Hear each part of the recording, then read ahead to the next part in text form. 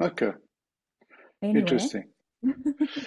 Okay, so the other day I mentioned the quote, and I had to go and look it up where it came from, and it actually comes from a book that was written by Michael Hopf, and now I cannot recall the name of the book. But anyway, the quote was that hard times create strong men create good times create weak men, and weak men create hard times. And I think it was from that that we got onto the fourth turning.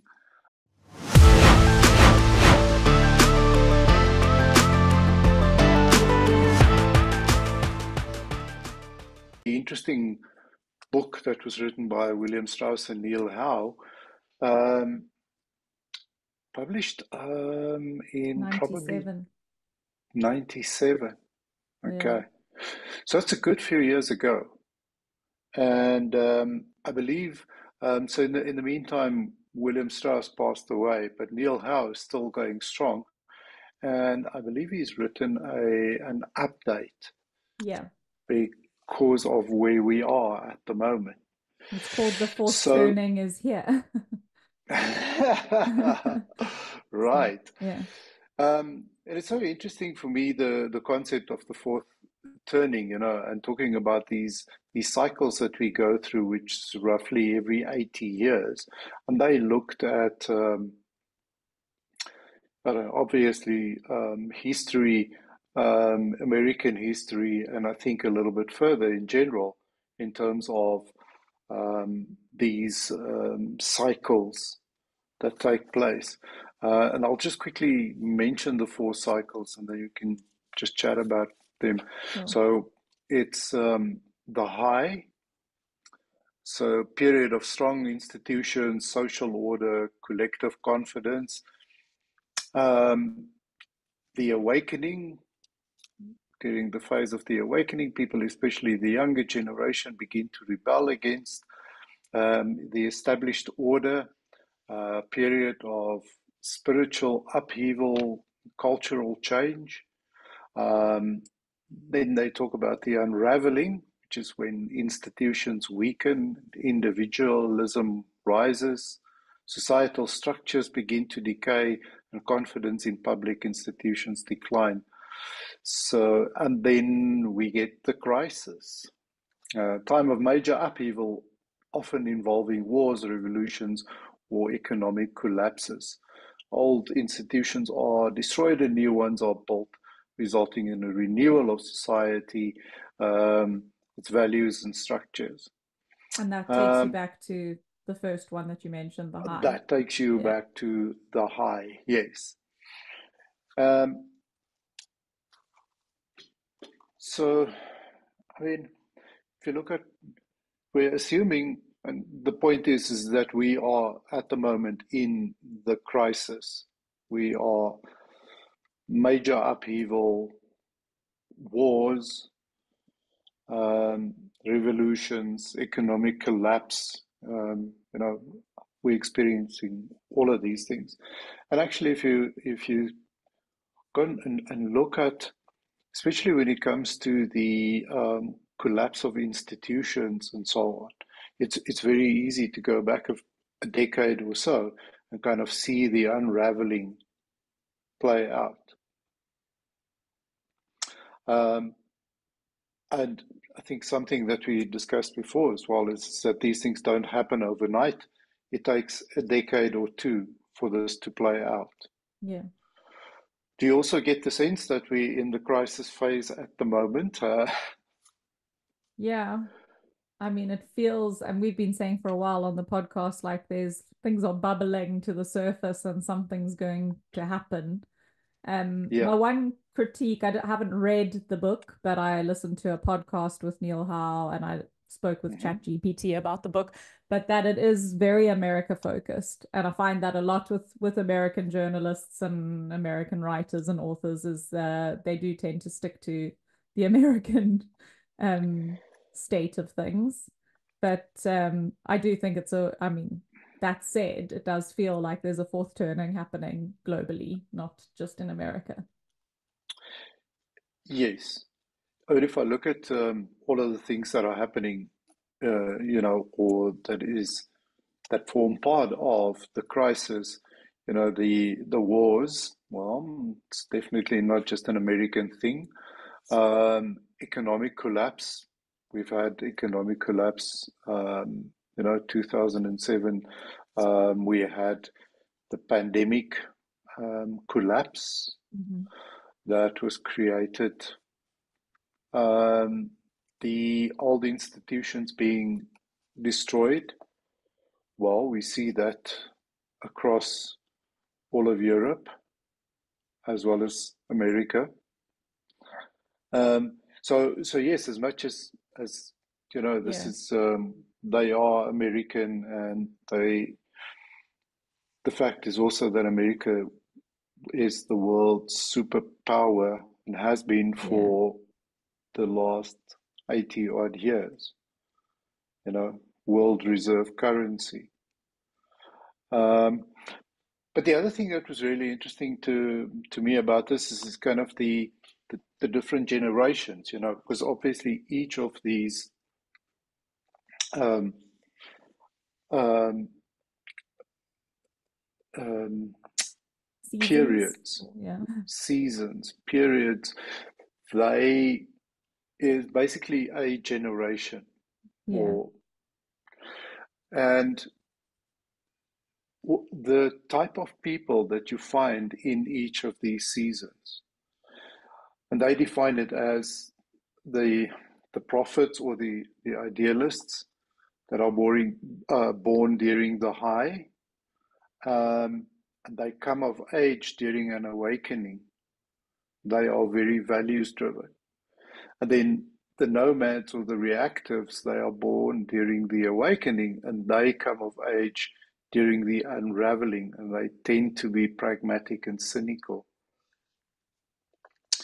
And then you have the heroes or the civics that are born during the unraveling and they come of age during a crisis. And they are collective minded and institution building. and one of the things I And heard then, was risk averse. aha, that, yeah, that rings true. Yeah, And then the last one, let me just, yeah. before we go back to that, is the artists or the adaptives. They are born during a crisis and they grow up in a period of rebuilding and are sensitive to social issues. Hmm. So, out of those four, um, and kind of the seasons that they are born in and where they come of age, I'm I'm looking at current leaders and trying to see if I can if I can place any of them. Hmm.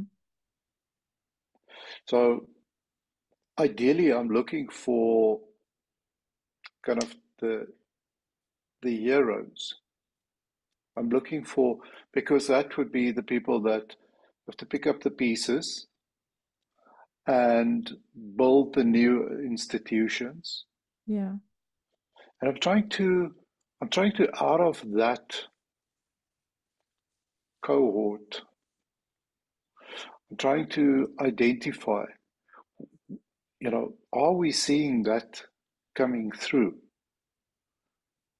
Um, and I suppose one can say that maybe the Bitcoiners, because they typically fall into that age group. And I know that you'll get, Yeah. on either side, you'll get people that are really pro Bitcoin. But I'm trying to think, is quite a lot of voices out there when you talk about financial systems and so on, that I'm trying to think in other spheres. So that's kind of like around the financial system. From an economic point of view, I don't know. I have to go to maybe another generation up. If I look at the guys who are, in my opinion, making a difference there, I Yeah. don't, I don't see I don't see the younger generation. So what did I the Gen Zs, because Yeah. they would be the ones that are, I don't know. Maybe I've got to look at the millennials. But yeah, the Gen I'm not Zs are what, 100% born sure. in Gen Z 2000. is 1997 to Yeah. 2012, so they're really just entering the job market now. Yeah. So it would have to be the millennials, yeah, 81 to That's 96. my age group. Okay, so when are you guys going to step up and fix this shit? We're still wondering how to enter the housing market and You're still wondering how the hell did we get here? what did our parents do? Like Yes. how did they ruin things so drastically for us? Okay, so you're still in the blame phase. That You'll get to actually, the acceptance. on the podcast I was listening to with Neil Howe, he was talking about Neil Howe's Howe. How? How he was talking about how a lot of millennials want what their parents had and what their parents turned away from, which is kind of like we all live in houses that look the same on a nice little cul-de-sac, and we all do the same jobs, and Yeah. we all do and they turned their backs on that way of living. They thought it was too cookie cutter, too prescriptive. And now the millennials are going, oh, but that sounds like quite a nice life. Can we go back to that one, please? Yeah. And as you quite rightly pointed out, can't afford it. Yeah. Yeah. Um, yeah, which is a real challenge. I mean, and one of the things that actually make people lose faith in institutions and so on. Not that we need, more proof that the institutions aren't serving us, but but but it's obviously things like that which kind of cause this. I don't know. When we talk about revolutions and things like that, it sounds like it's all military and so on, but it doesn't have to be, in my opinion. Um, Major crises. I mean, we've had quite a few of them in kind of like short order, if you Yeah. think about it. There's a very significant Um, one in 2020, which changed the way people work and live. And yeah, it was, yeah. correct. And, we're starting to see on a much bigger scale the effect of what we experienced with those lockdowns and the aftermath of that in all the aspects, from the health, the aftermath of the kind of untested vaccines. So that is a big thing that is still busy playing out now and maybe just ramping up. We are seeing from the economic fallout. We saw the call for we've got to change the way that everybody is, um, so reliant on global supply chains. Mhm. We must bring manufacturing back out. Okay, it's not that simple. We have seen,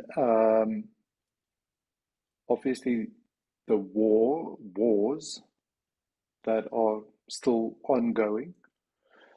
So all of these things just compound. And then on that personal level, like you pointed out, people have to deal with things like, well, um, can't afford to buy a house, really battling with living expenses through no fault of their own. Mhm. 100% agree with that. Um, and look, I think it's a positive thing. It's a positive occurrence for this to come to a head. Okay, we've got to get to that point where there's some sort of reset Yeah.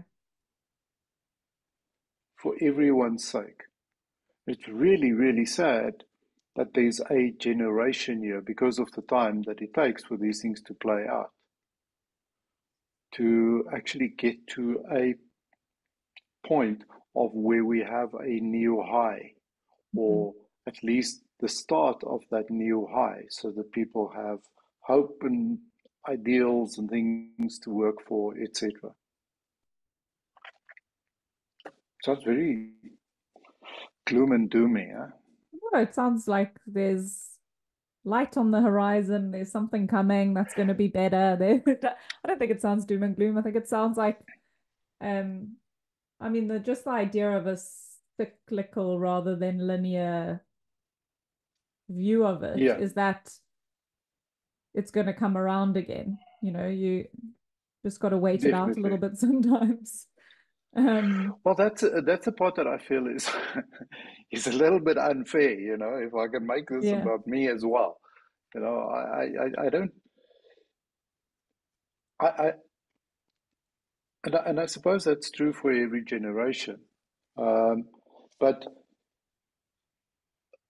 whether you just entering the job market now or kind of in that phase of your life where you're looking at buying your first property and that sort of thing, or you are in that phase of your life where you just have a couple of kids that are starting school now, or even if you're at the end of your first career and you were looking forward to, well, everybody is impacted in different ways. yeah, So it's unfortunate that you have to go through these cycles and be really affected. So everyone in the States are looking at the baby boomers and going, geez, you guys had it so nice and you rigged the system and etc. etc. But it doesn't take a lot to find that there are a whole bunch of baby boomers who cannot afford to retire either. yeah, People in their 70s now are going to take minimum wage jobs just so that they can put food on the table and things like that. yeah, So, but there was a period. I'm not saying that there wasn't a time where there was an economic hardship or whatever, but there was a time where it went a hell of a lot better for a lot more people. yeah,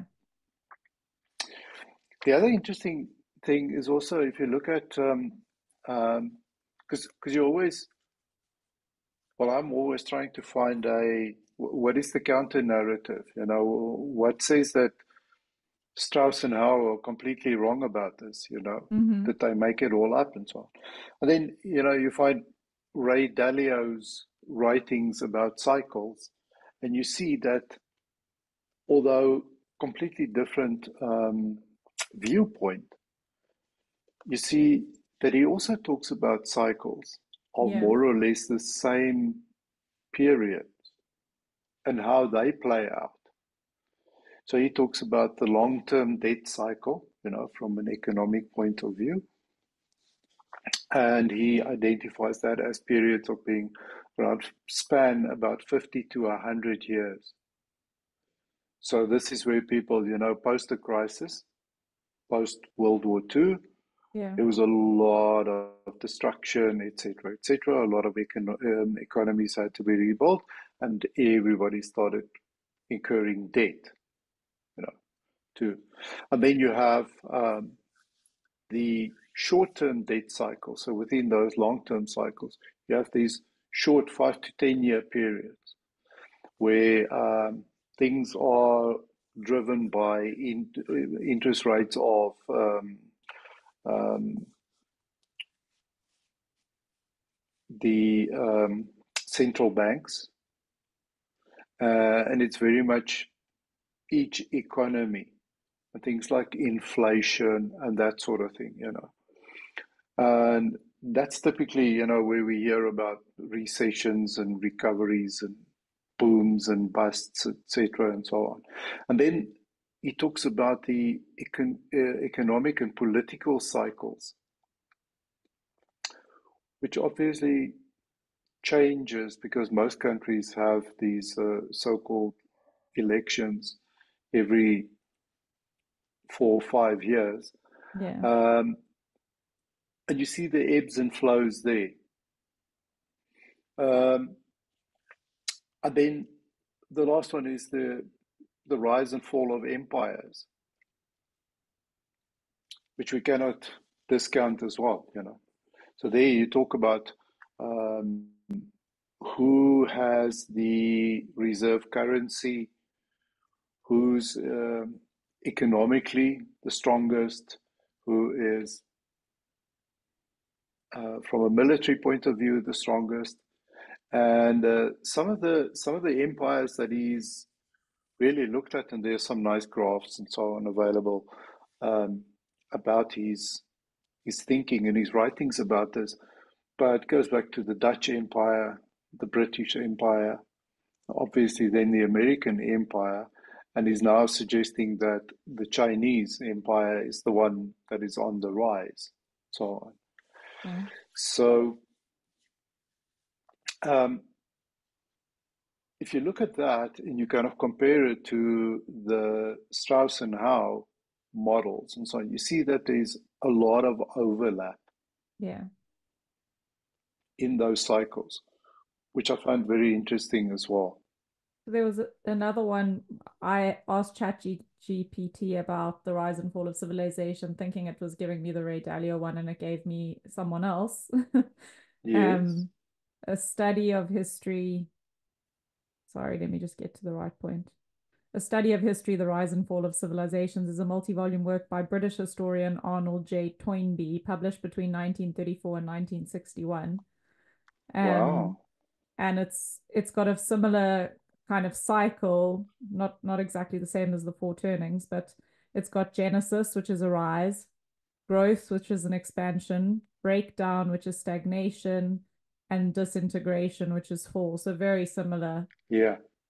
just in terms of, so I mean, a lot of people have looked at this and seen that we work in some kind of a cycle. It's not a linear progression from the beginning of time to where we are now. Correct. I think there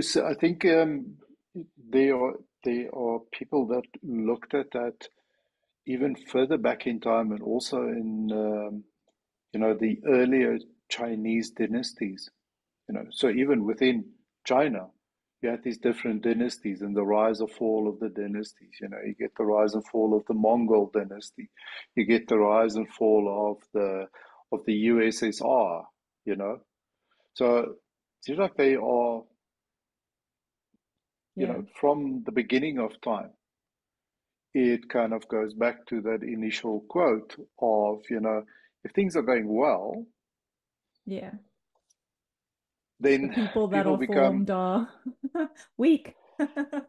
correct, Well, yeah, correct. I mean, that's the whole thing that, what's it like, innovation, greatness only comes from challenges, and, that you only really Yes, innovate or come up with new ideas when something's not right or something's not working. So that makes sense. correct. Peter Thiel famously, I think he um, still uses this from time to time, but Peter Thiel famously said that we were promised flying cars and we got 140 characters in return, in terms of, what was it in the year 2000 or 20, whatever, when we were supposedly all going to um, move around in flying cars. But the the quip is about the actual stagnation in innovation, and that the last time that there was real innovation was when there was a crisis and the top talent was put in a room or in a facility and said, "You are solving this problem, Yeah. and you better do it fast." And that was in the space of about 3 years' time. Um, the atom bomb was created.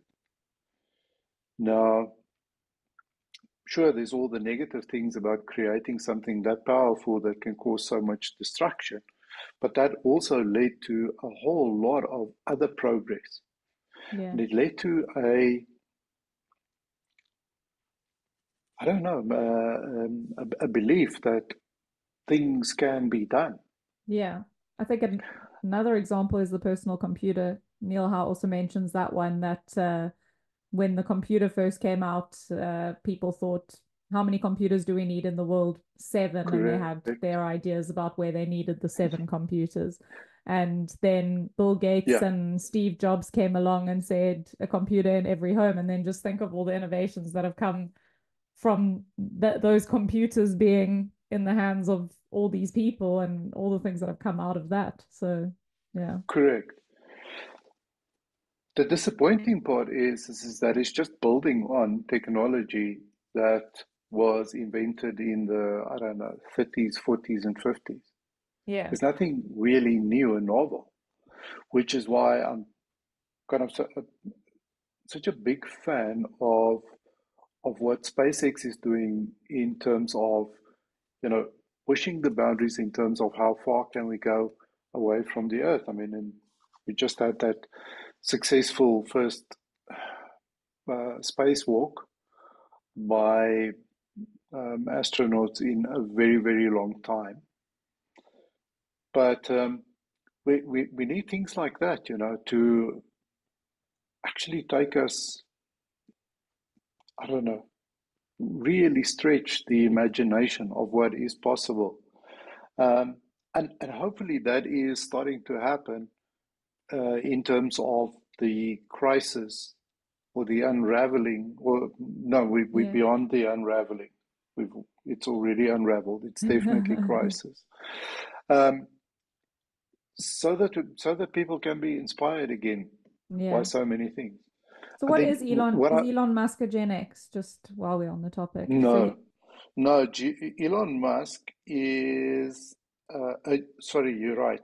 yeah, Gen X. He, So a yeah, he's nomad. Gen X. Yeah, Okay. which makes But he's sense, got doesn't some it? hero qualities, I think. Yeah, but if you say that he's a nomad, reactive, born during the awakening, they come of age during an unraveling and tend to be pragmatic and cynical. I think that describes him, other than genius and um,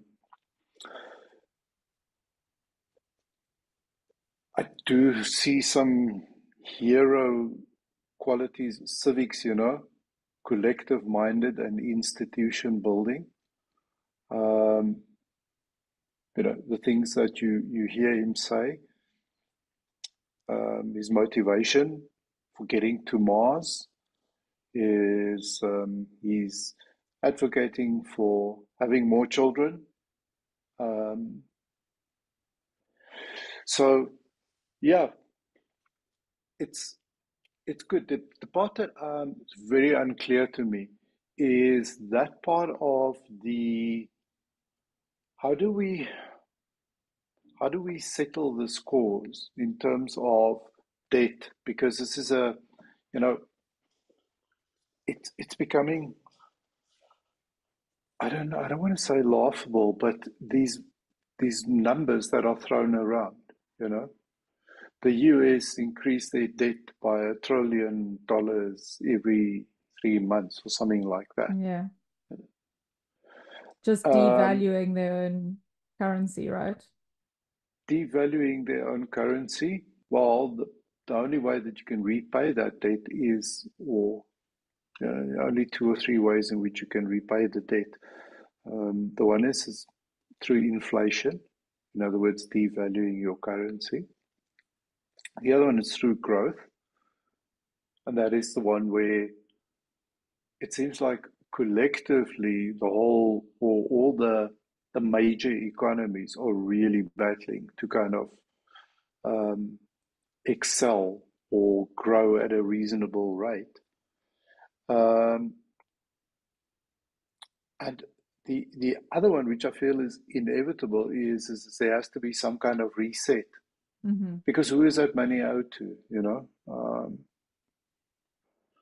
Well, it's mainly to ourselves. If you Yeah. look at from a country perspective and so on. And that has to happen, and it has happened a number of times in the past. Exactly what it will look like, I don't know. I don't know. I know that us, being the normal folk, will definitely get the short end of the stick, That's how it goes. which is not great, No. unless we really get some change in government or form of government. I don't see that it is going to change big time.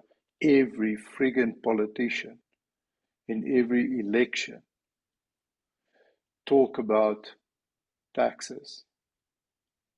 Okay, and um, either they make these promises about they're going to tax this group of people less and that group of people more. And taxes, I mean, include things like tariffs and that sort of thing, so it doesn't matter. But it's just about how do we get more from the people who we are supposed to protect. And that's why I'm saying, we've got to get a change. Keep going back to the concept or the idea of personal income tax is a relatively new invention. It's just over 100 years old. But it was supposed to be a temporary measure to just help balance the books. And now we are talking about, how, anybody who is successful should be taxed, to a ridiculous rate. Yeah. Anyway, so that's kind of like my biggest concern in terms of how does this crisis play out? I mean, obviously nobody wants a kinetic war. It seems inevitable. Well, it is taking place. Yeah. What concerns me about that is it has become so normal that we don't really talk about it anymore. We don't really Yeah. follow it. We don't.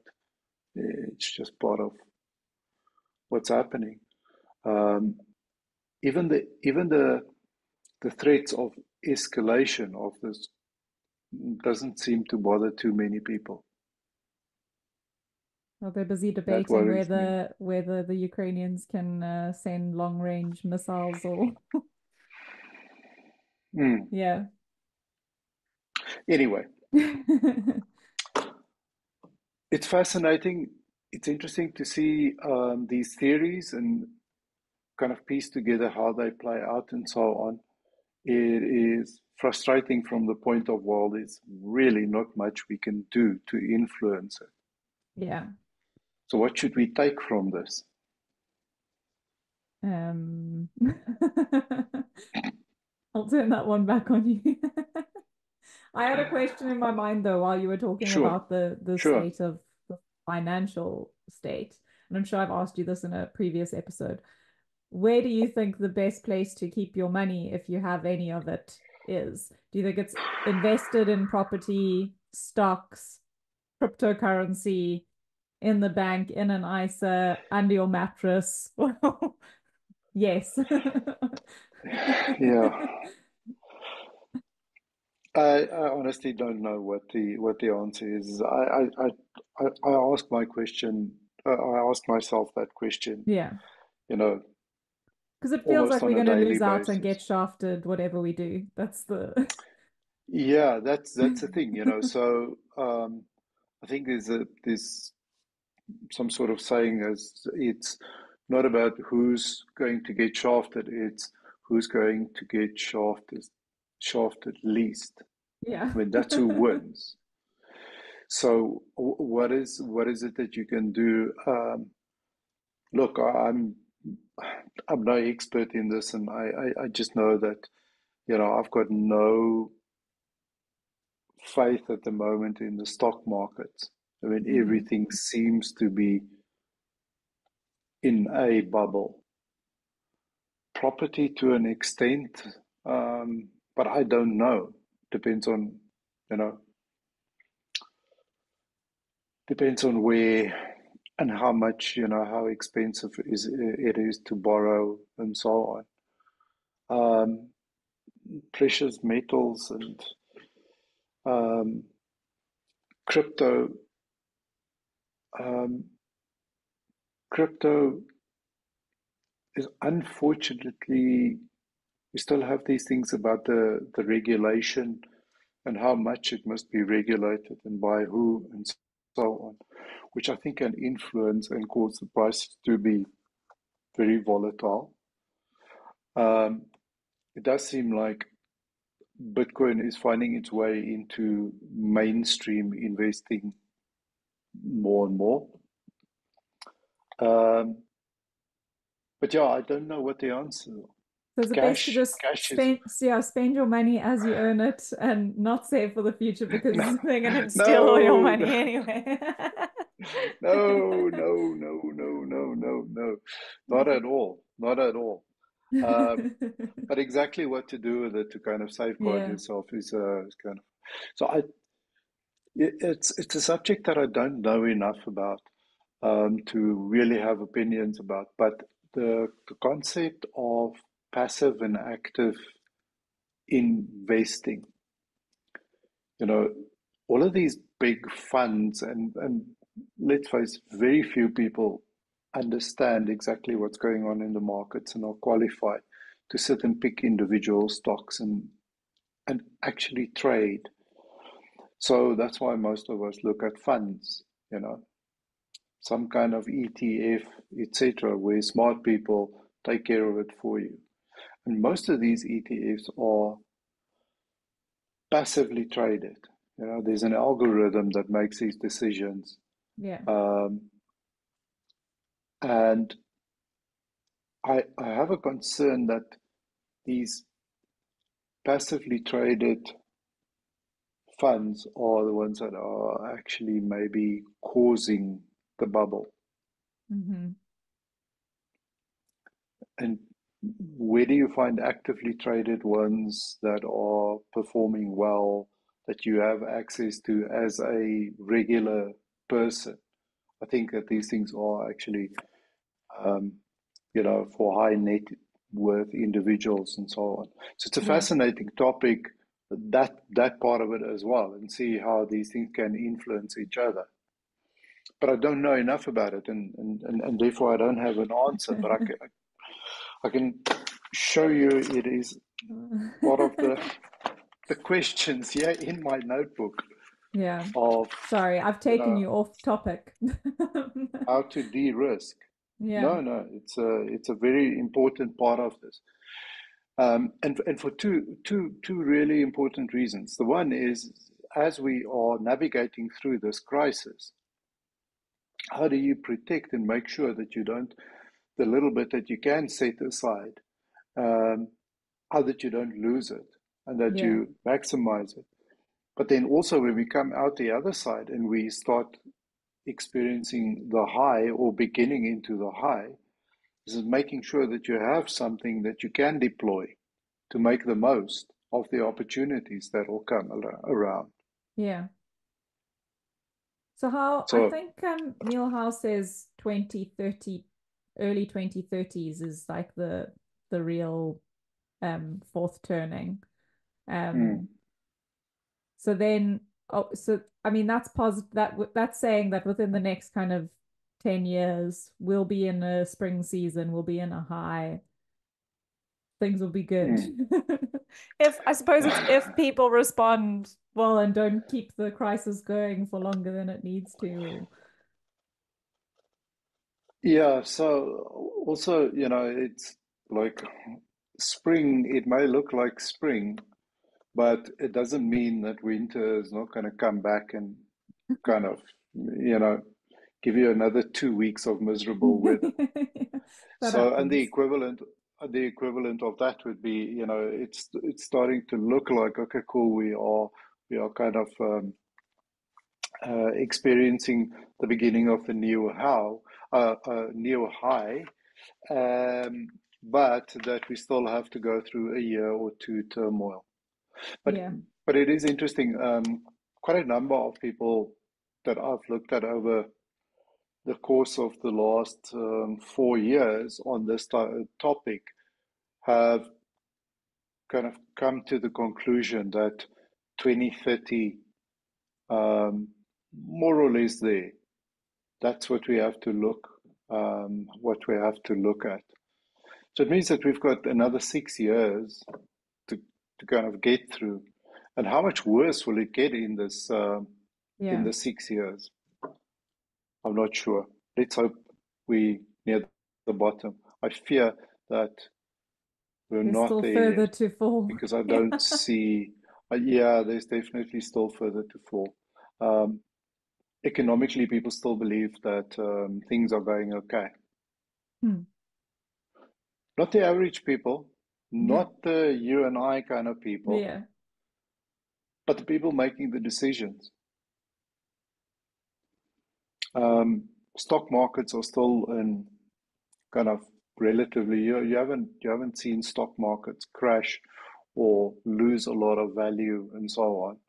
Um, and I have a sense that that has got to come into play as well before we can resolve kind of like the bigger conflict that is also bubbling and that we don't know exactly how it's going to resolve itself and so on. So strap in. Seatbelts on. Yeah. We're still going through it. Oh, Thanks, Oman. Thanks for the it's summary and negative. going through the book. It's not negative. Yeah. There's light at the end of the tunnel. We just have to get there. Yeah. No, sure. Thanks, Cool. Thanks, Oman. Ali.